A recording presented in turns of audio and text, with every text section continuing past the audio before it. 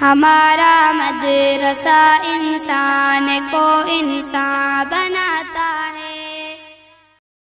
شکر ادا کرتے ہیں اللہ تعالیٰ ان کی عمر میں خوب برکت عطا فرمائے۔ حضرتوں کے اور بھی سفر گئے، اس لیے میں انہیں دعوت سخن دے رہا ہوں کہ حضرت حالات حاضرہ کے اعتبار سے اپنے الفاظ عالیہ اور غالیہ سے طلبہ و طالبات اور عوام الناس کو مستفید فرمائیں۔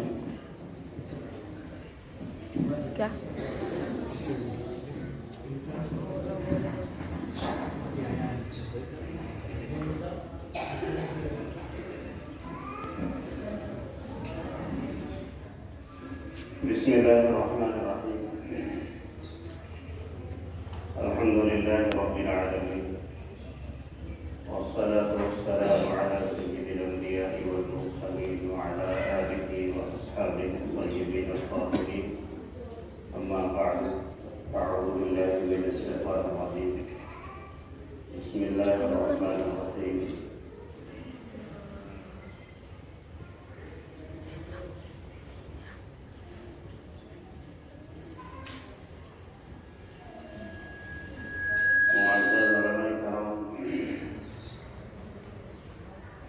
ساتھیوں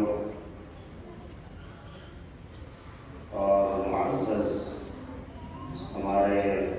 طلباء و طالبات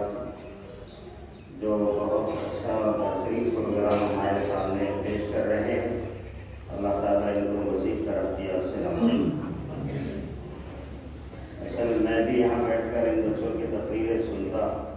لیکن ہمارا بھی تھوڑی دیر کے بعد سفر ہے دوسرے شہر میں،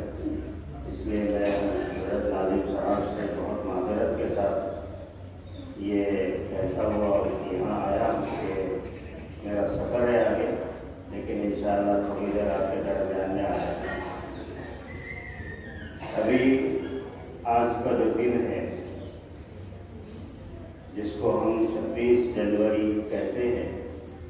یہ 2 دن ہمارے مسلمان بچوں کو یاد رکھنے چاہیے، ایک 15 اگست اور دوسرے 26 جنوری۔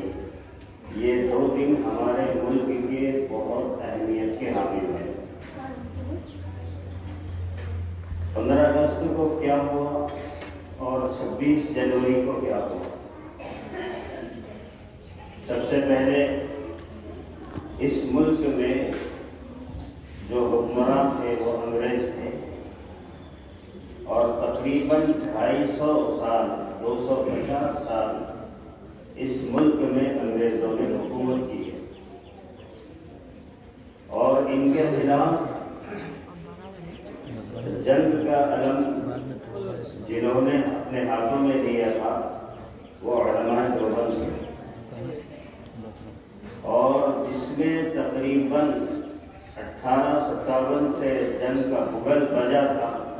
یعنی شروعات ہوئی تھی 1857 سے 1947 تک۔ اس میں تقریباً 70,000 سے زیادہ علماء شہید ہوئے تھے، اور کئی علماء ایسے تھے جن کو پھانسی کے تختے پر لٹکایا گیا۔ ایک بہت بڑی تاریخ ہے، لیکن یہ تاریخ نہ ہمارے اسکولوں میں بتائی جاتی ہے، نہ ہمارے کالجز میں بتائی جاتی ہے، اور آج ہم اپنے بچوں کے سامنے یہ تاریخ اس لیے دہراتے ہیں کہ جنگ آزادی میں جتنا حصہ اور لوگوں کا تھا، ان میں سب سے زیادہ حصہ علماء کا تھا، اور اس ملک میں درختوں پر لاشیں جو لٹکی ہوئی تھی آپ کو دیکھنے کو ملے گا، تاریخ میں پڑھنے ملے گا، وہ اکثر علماء کی تھی، کیونکہ علماء سے انگریز بہت ڈرتے تھے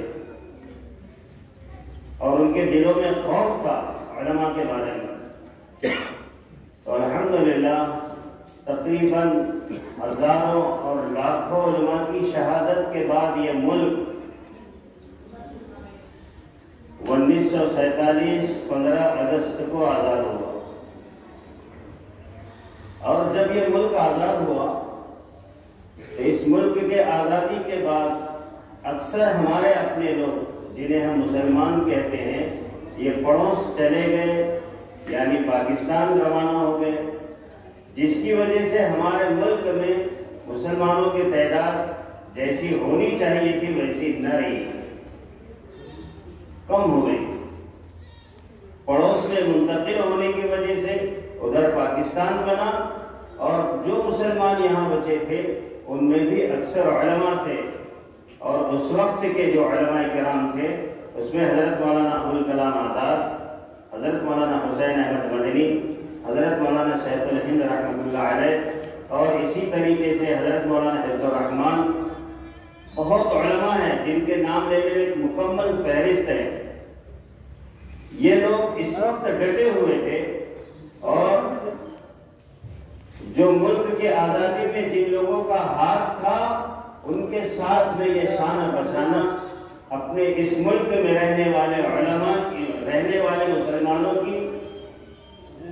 تشخص کے لیے اور ان کی بقا کے لیے مستقل بیٹھے ہوئے تھے اور کام کر رہے تھے۔ کیا کر رہے تھے کہ ملک کی آزادی کے بعد ایک بہت بڑا مسئلہ تھا قانون کا۔ اب قانون کیسے بنے؟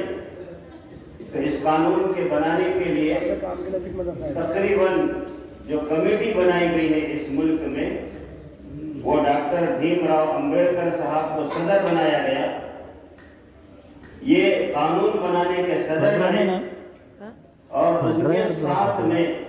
اور لوگوں کے ساتھ اس میں 35 مسلمان شامل تھے، اور ان 35 مسلمانوں میں 3 علماء کرام تھے۔ ایک حضرت مولانا ابوالکلام آزاد، دوسرے مولانا حفظ الرحمان صاحب، اور تیسرے مولانا حضرت موہانی رحمہم اللہ تعالی۔ یہ 3 علماء اس قانون کی بنانے والی جو کمیٹی تھی اس کے یہ ذمہ دار تھے۔ تو آئیے میں اس کو زیادہ طول نہ دیتے ہوئے مختصر انداز میں اس کو واضح کروں کہ 2 سال 11 مہینے 18 دن اس قانون کے، ملک کے قانون کے بنانے کے لیے لگے ہیں، اور جس میں جمہوری نظام قائم ہوا، قانون بنا، اور اس قانون بننے کی وجہ سے اس ملک کے ہر شہری کو آزادی کے ساتھ اپنے مذہب پر، اپنے دین پر عمل کرنے کا پورا حق دیا گیا ہے، اور یہ دنیا کا سب سے بڑا جمہوری ملک بنا۔ اور یہ قانون شروع ہوا ہے 1950 26 جنوری سے۔ آج تقریباً کتنے سال ہو چکے ہیں؟ 1950 میں 26 جنوری کو یہ قانون آئین بنا، اور اس کے بعد سے آج تک اس قانون پر عمل ہو رہا ہے۔ لیکن ہمارے ملک میں فسطائی طاقتیں جو آپس میں مذہب کے نام پر بھی آپس میں لوگوں میں نفرتیں بانٹتی ہیں، آپس میں ایک دوسروں کے خلاف جنگ آرائی کے یا ایک دوسروں میں نفرتیں بانٹنے کا کام کرتی ہے، ان لوگوں کو یہ معلوم ہونا چاہیے یا ان کو یہ بات بتانی چاہیے کہ اس ملک کا جمہوری قانون سب کو آزادی کا حق دیتا ہے، اور ہر ایک کو اپنے اپنے مذہب پر چلنے کا پورا حق ہے۔ تو الحمدللہ یہ یوم جمہوریہ یعنی 26 جنوری کے موقع پر یہ ملک کا بڑا قانون وجود میں آیا تھا۔ اس کے لیے اس کے آج ریپبلکن ڈے کے نام سے یعنی یوم جمہوریہ کے عنوان سے اس کو آج یاد کیا جاتا ہے۔ تو میں نے 15 اگست کی مختصر تاریخ اور 26 جنوری سے متعلق آپ کو مختصر سا تھوڑا سا اس کا کچھ نہ کچھ حصہ بتایا ہوں۔ یہ اس لیے ہے تاکہ ہماری آج کے آنے والی نسل، ہمارے مدارس میں پڑھنے والے طلباء یہ تاریخ جان سکے کہ جتنا اس ملک میں آزادی کا حصہ سب سے زیادہ وہ علماء کا ہے، اور علماء نے اس ملک میں انگریزوں کو یہاں سے روانہ کرنے کے لیے، بھگانے کے لیے سب سے بڑا کردار ادا کیا ہے۔ اور جب بھی ملک کی سالمیت اور امن و امان کی بات آئے گی تو ہمارے علماء آج بھی الحمدللہ پورے ملک میں کھڑے رہتے ہیں، اور ہمارا حق ہے کہ ہم اپنے ملک کی حفاظت، اپنے ملک کے امن کو ہمیشہ برقرار رکھیں، لوگوں کے بہکاوے میں اور لوگوں کی چالوں میں ہم نہ آئیں، بلکہ ملک کو ہم محبت کے ساتھ، امن و امان کے ساتھ اور اسی طریقے سے मुल्क के जमहूरी कानून के साथ ये सारी चीज़ें उलमा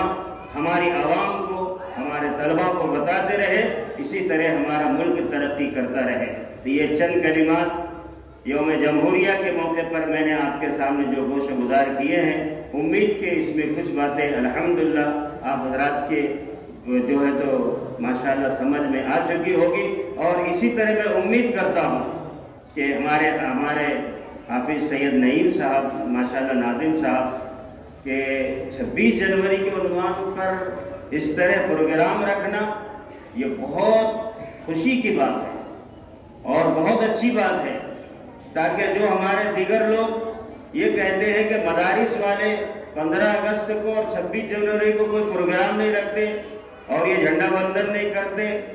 तो इन लोगों के लिए भी हमारे लिए ये बहुत अच्छा इक़दाम है, बहुत अच्छा कदम है। मैं हमारे नाज़िम साहब को और यहाँ के असातिज़ा किराम को मुबारकबाद भी देता हूँ कि माशाअल्लाह ये आपने बहुत अच्छा इक़दाम किया है। और हर साल आप लोग इन 2 दिनों के मौके पर बच्चों के दरमियान में इसको करते रहे